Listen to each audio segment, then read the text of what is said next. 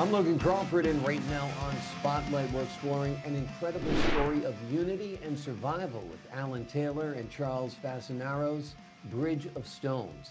Set in the tumultuous 1960s, this compelling tale recounts how a group of hippies teamed up with military police to harness the power of dogs in detecting wartime hazards. We will discover how a journey into the war-torn jungles of Vietnam became a profound spiritual and ideological awakening for a young soldier. We're delighted to have these very talented authors join us here today on Spotlight. We thank the team at Inks and Bindings for helping us put him in the spotlight today. And we ask viewers like you to support writers like them by subscribing to our channel and by purchasing their delightful book. The links are below this interview. Alan and Charles, great to see you guys here today on Spotlight. Good to see you as well, Logan. Charles, this is basically your story during Vietnam, right? That's been fictionalized a little bit. Yes, what happened was we went to work down training dogs in Raleigh, North Carolina, actually Apex, North Carolina. Then we went down to Fort Gordon to train the guys to train the dogs. And when we first got there, of course, we all had long hair and peace symbols all over us. And Fort Gordon was the home of the MPs at that time, where every blade of grass had to be so long, you know. So when they saw us, they just were completely flabbergasted. What the hell are you guys doing here? And we finally got, and there was a lot of friction to begin with between us and the army people. But then we decided, hell, we're in this together and we're out to save lives. So let's work together. And we got to be extremely close friends. And right before they left for Vietnam, I remember I played Judy Collins' Who Knows Where the Time Goes, that Yeah. wonderful song for them, and they absolutely loved it. And I promised them, I said, look, guys, I don't know how, but I'll find some way of getting there to be with you in Vietnam. Turned out there was a project that I actually got a hold of, where I found out if you used certain kind of chemicals on people's hands, it would tell you pretty accurately if they had any weapons, if they held any weapons, if they did that. So you can separate a Vietnamese village. You could find out who were the good people versus who were the dangerous people, and saved a lot of lives that way. And the dogs, our dogs and the other dogs, it's been said have saved as many as 10,000 American lives. Wow. There'd be 10,000 more people on the Vietnam War if it weren't for those dogs. Amazing. So there's flower power for you, right? Yeah, Hippies at work, that's changing right. the world one dog at a time. A Um, dog at a time. There you go. I'm Love- joking a little bit, but it's No, no, it's profound true. and it's such a great image of these long-haired hippie people, as they used to call them back in the day, coming to help out the MPs who are these, cut soldiers with buzz cuts and all that. That's right. But it was a great combination. It wound up saving, like you said, many, many lives. That's correct. Yeah. And very grateful for being given that opportunity. And then, I talked to Alan for years about the experience, but I never wrote anything. And one day for my birthday, he put this stuff down in front of me, which was the beginning of the book. And he said, would you be willing to work on this with me? And I said, of course. Yeah. So we got it all together, and I got in touch with all the guys who were still living in the platoon. And I let them know and got the more of their stories about exactly what happened to them. Somebody lost a foot. How did you lose that foot? And in this particular case, he stepped on a mine. His dog was working with him, and he stepped on the mine. He said the last thing he remembered was his dog going upside down in the air, high in the air, and then falling down in front of him. But the dog was uninjured, Wow. although the guy lost a foot. I was going to say, if it wasn't the dog, it would have been the guy, and the guy might not have been so lucky. That's Alan, right. let me ask you a little bit about your role in this project. You heard Charles's stories over the years and That's right. decided to put them down in book form. Did you That's right. approach it as a journalist, just asking questions and writing down what you found? Tell us a little bit about it. Well, as you said, I've heard these stories for years from Charlie and other members of the platoon, and they were fascinating stories. Also, there is an historical perspective because this was the first time dogs were used for detection of explosives. They were used as scout dogs and sentry dogs, etc. Previously, but this was the first time they were used for detection, and they turned out to be far more efficient than anything else that the Army had at the time. And of course, there was a lot of humor in the story because when Army guys get together, there's a lot of humor. So there came a time when I said, this has to be told somehow. And of course, my first impulse was a nonfiction book. But what I had was just a group of stories, and I knew that I needed a lot more information, facts and figures. And so I started calling Army archives and asking for the stuff. And everybody I spoke to said, oh, that's a great idea, but I don't know. Go to this guy. Oh, we'll go to that guy. Oh, we'll go to this guy. Oh, on and on and on. And it just seems like that the Army has a filing system very similar to my own. Okay. And so after about 10 years, there was nothing but dead ends. And so then work came in, and I had to put it aside for a while, but it kept popping up, this idea that I have to do this. And we met a person who was a movie director. We told him the story, and he was really excited and said, okay, great. What do you need from me? And he said, a treatment. Well, gee, the only thing I know about treatments is that's what you use to cure a disease. So I then started researching, and I wrote a couple of drafts, got a treatment, but that went nowhere as well.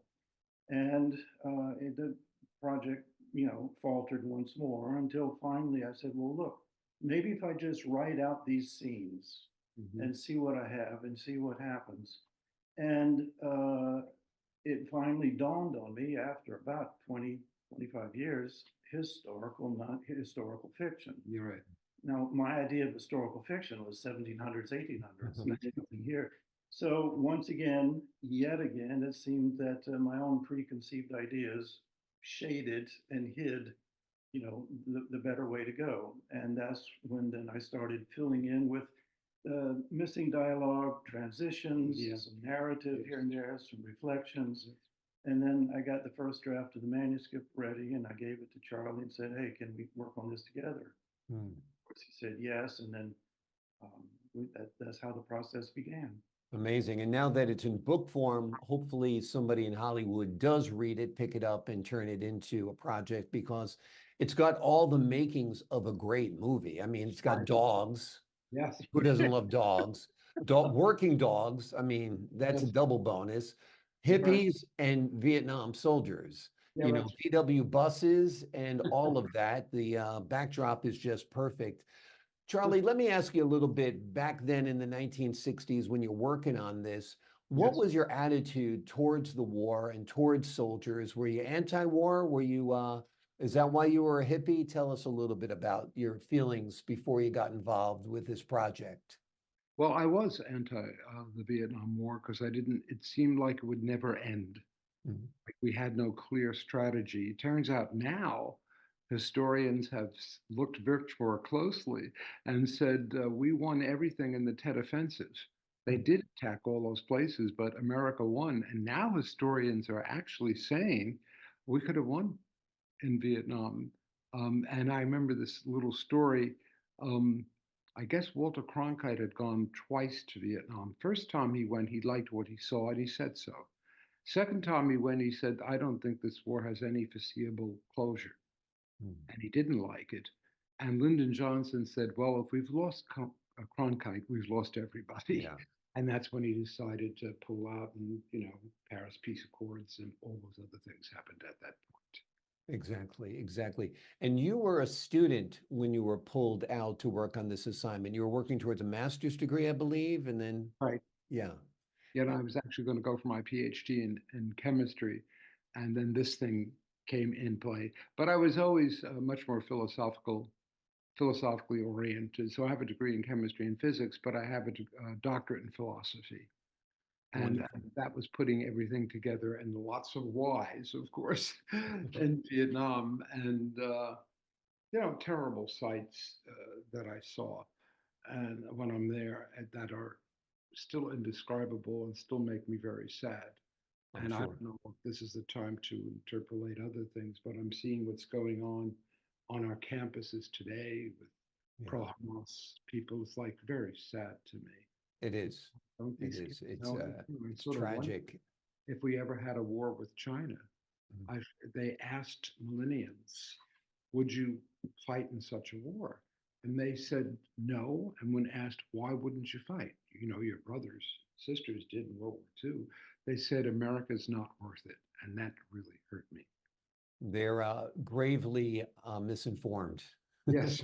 Yeah, they need to travel to China and That's see what right. it's like. You won't That's be right. able to breathe the air, Yeah. and you're able to with hardly able to move 10 steps without a policeman up your butt. And that's all It's truly a communist country. I've spent a lot of time there. Yeah. And I think that, you know, even with the green energy thing that everybody's talking about, we just gave nuclear, safe nuclear energy to China and India. You wouldn't have a problem even if you believe it's real. Some people doubt it, some people don't, but give them nuclear reactors that are safe and you'd end this problem. So it's a make-believe problem that political forces are using to get whatever they want to say out there. Exactly. I think it's very sad at what's happened to Colombia. And without a doubt, without a doubt. Alan, let me ask you the title, Bridge of Stones, and there's a subtitle too. Tell us about that. Why is it called that? The subtitle is The Spiritual Journey via Soldiers, Hippies, Dogs, and Landmines. And that is Charlie's journey. As a younger man, he was very drawn to the monastic orders, especially the Trappists, for that piece. But he also was equally drawn to West Point and its motto. I think because the self-sacrifice for a greater good is what really held him by those two competing forces. And there was the man of peace, and then there was the man of war. And so he was against the war, but he saw when he was in Vietnam great acts of nobility and self-sacrifice that he could not deny. And that created the conflict between what he's saying, because that has to be celebrated. That's selfless service, etc. Exactly. And so there is a scene in the book when he's talking to one of his good friends. He said, told Charlie, you're standing on an abyss, 1 foot on either side of an abyss. That's the most dangerous place to be. And that was between man of peace and war. And the bridge of stones is that pathway that spans the abyss. But it spans the abyss, but it's thorny. Yeah. Difficult. Exactly. Right. Exactly. Yeah. And it's certainly very true that you can hate the war and love the soldier. That's right. You know, because the soldiers didn't start the war. They're just doing what their country pulled them out of their suburban homes and city houses and wherever to go do it. I think that, you know, it's interesting there because, you know, the people that fought, and often you found out their fathers, their grandfathers had served, and that's why they wanted to serve. The rest of the people their age were saying, we want to duck out of this. Yeah. You know, they used very highfalutin terms, but I think the real truth of the matter is they were frightened that their body was allergic to bullets. Yeah. Yeah. They are afraid of lead poisoning like all of us are. And Charlie said many times to me that because of that conflict around that war, just made the soldiers' sacrifices all the more powerful. Yes. And I think it changed things because nowadays, as you know, people who've served in Iraq and Afghanistan, people are always thanking them for their service, completely unlike what happened to the Vietnam veterans. Right, as they should be. Whether you believe in any of the wars that they had to fight in, you have to thank them for putting their lives on the line. This is a terrific book we've been talking about today. It is called Bridge of Stones. It is set in the 1960s. It is a compelling tale. It is Charlie's real life story that has been fictionalized just a bit. It tells the story of how a group of hippies teamed up with the military police to harness the power of dogs in detecting wartime hazards. It's an amazing story. It's a true story. You will love this book. Hollywood, this is a script ready to go. Yeah, Charlie and Alan, thank you so much for joining us here today on Spotlight. Thank you so much, Logan. It's very good to talk to you. Great meeting you guys as well. To the folks at home, I'm Logan Crawford, thanking you for your time this time. Until next time on Okay. Spotlight. Thank you so very much.